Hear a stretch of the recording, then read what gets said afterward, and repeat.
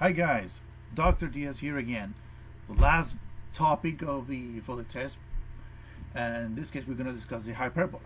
And if you look here in the introduction, it says the definition of hyperbola is basically the same as the definition of an ellipse or the ellipse, with the exception that the word sum is replaced by difference.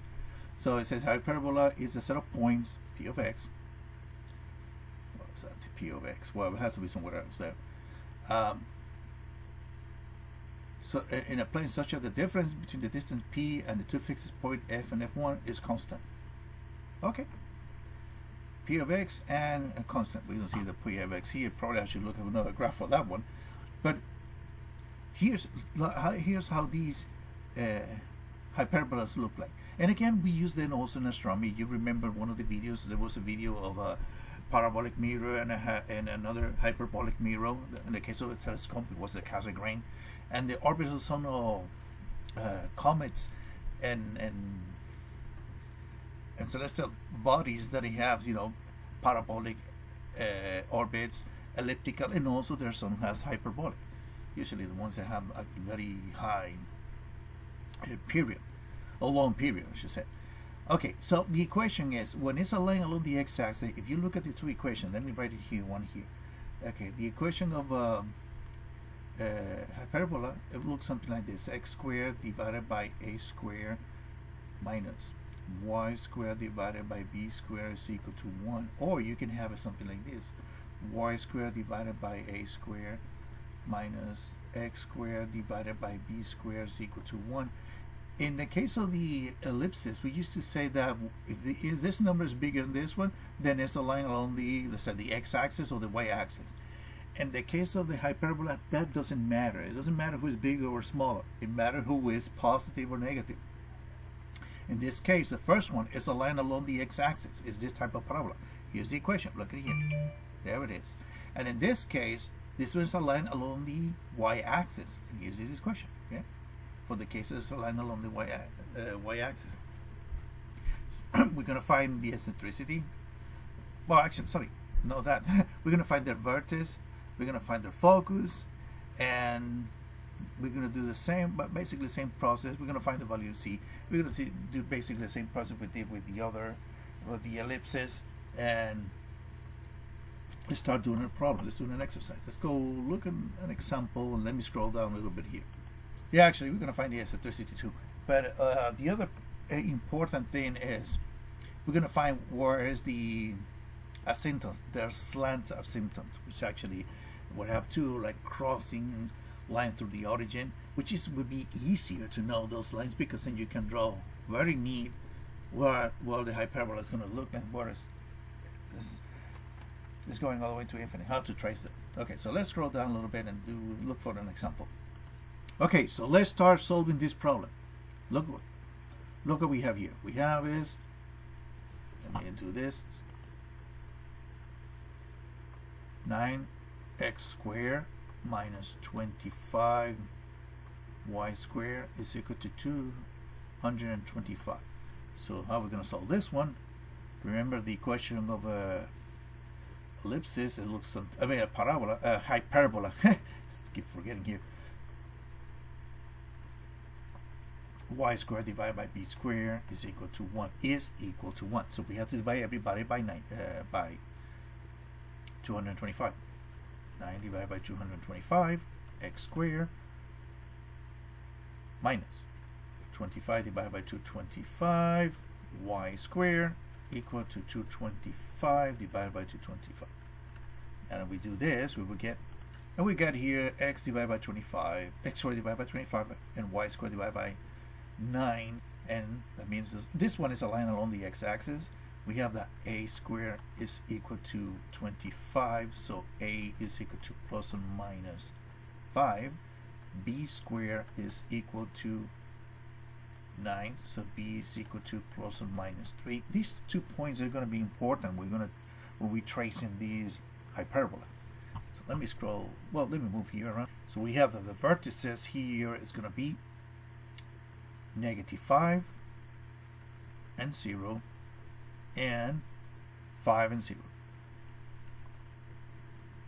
This one is a line along the x-axis. We have that c squared, let's find then c to find the focal point. C squared for hyperbolas is actually equal to a squared plus b squared. Okay, so look at this equation, because this one is for hyperbolas. You remember the other one we did was a minus b. This one is a plus b. So c is going to be equal to the square root of a squared plus b squared, which is going to be square root of 25 plus 9. This is square root of 34. So we get c is equal to 34, and using the calculator we get 5.83. And the focus, we got parentheses here, let's go focus. We have one that it says negative square root of 34 and 0, and square root of 34 and 0. And it's because this one is aligned along the x-axis. Now, there's another thing we need to find here, and that is the asymptotes.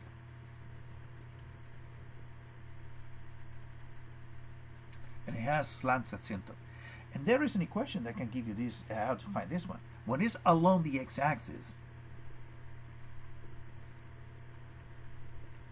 you will have an equation that looks something like this. Y is equal to b divided by ax, and y is equal to minus b divided by ax. So in this case, b we have that is what? 3, and a is 5, so y is equal to 3/5 x, and y is equal to minus 3/5 x. Why is this important? Because you can trace these asymptotes, and when we're gonna, you can graph the asymptote, and when we trace the hyperbola, we can use those lines as our hyperbola should go asymptotically parallel to those lines. So asymptotically will be the word. So let me scroll down here a little bit. Let's find the eccentricity.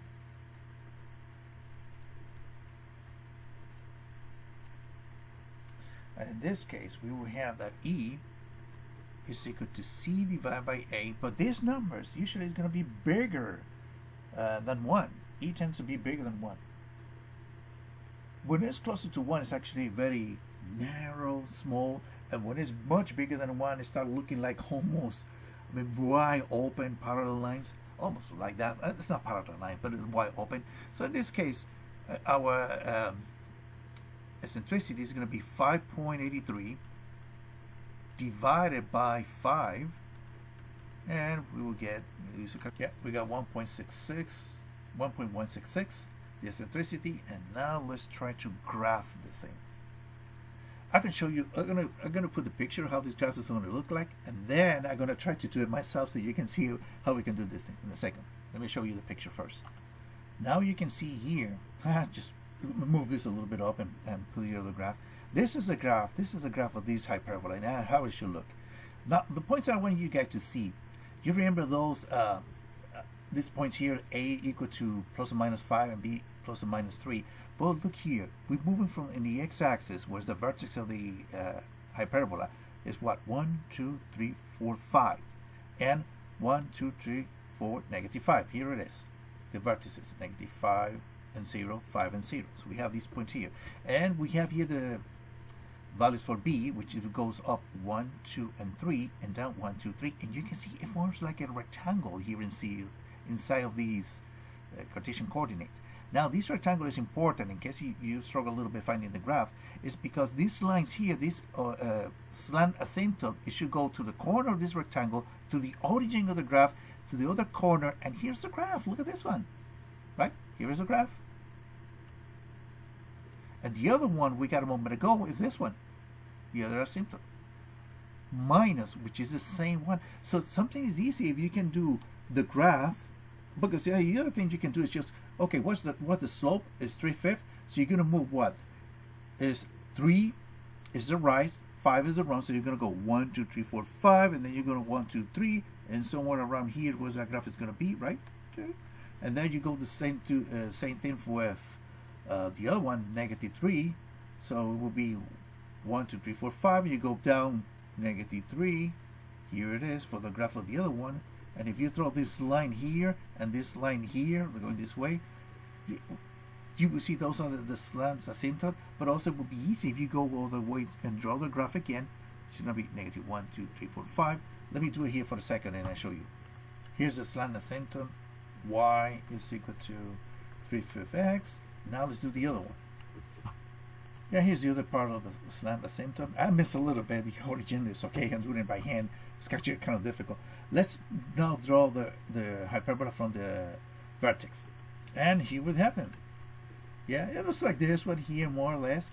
So you can see these lines here goes all the way asymptotically, almost going parallel to these slant asymptote, and almost parallel to this slant asymptote, almost parallel to this one, almost parallel to this one. And that's your hyperbola. Okay, guys, see you in the next video. Well, let me try to make another video. Take care, guys. Bye.